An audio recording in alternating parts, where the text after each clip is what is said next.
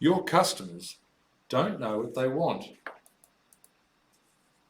Market research is often used to ask consumers, or at least the target market, what they want.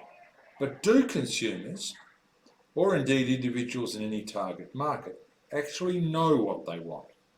Indeed, do you know what you want? Henry Ford didn't think so.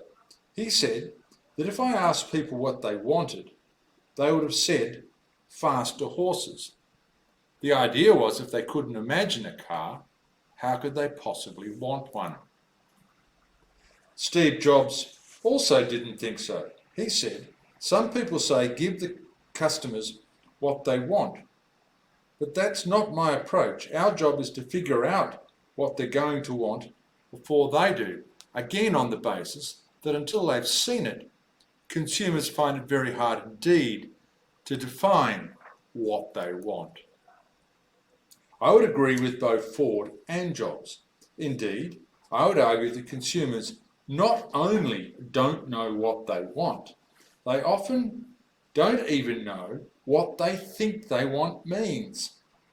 In research, for example, consumers say they want quality, but regardless of the product category, consumers find the term quality nigh on impossible to define. They want quality, but they don't know what it is. I would also argue that consumers don't know what they want even when they think they do. Purchasers will tell you that they want a Ferrari, when the reality is a Ferrari is hard to drive on normal streets and can be rarely used as they were intended to be used.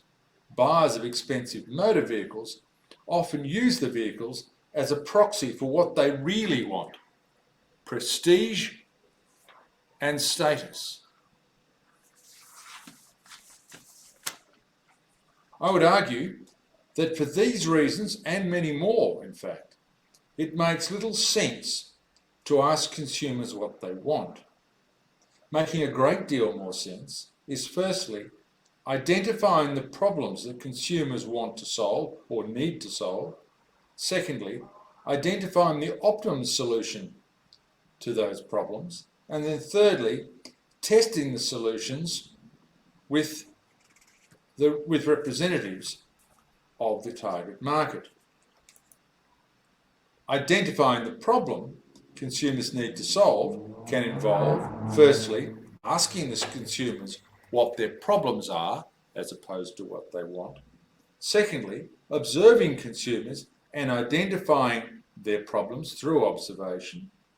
And thirdly, establishing a brand community that can facilitate a long-term and very open conversations with members of the target market about their problems and indeed potential solutions.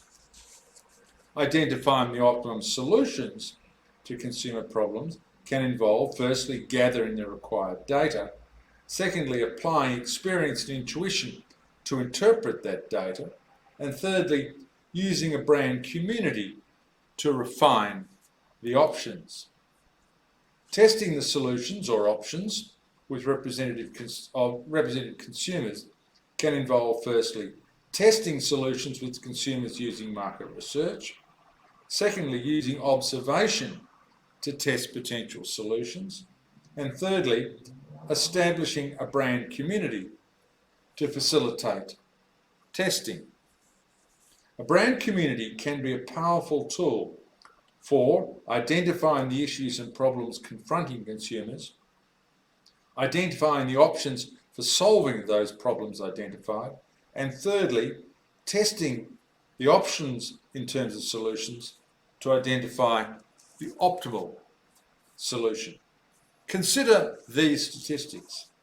61% of Fortune 500 companies now report having or being in the process of establishing a brand community.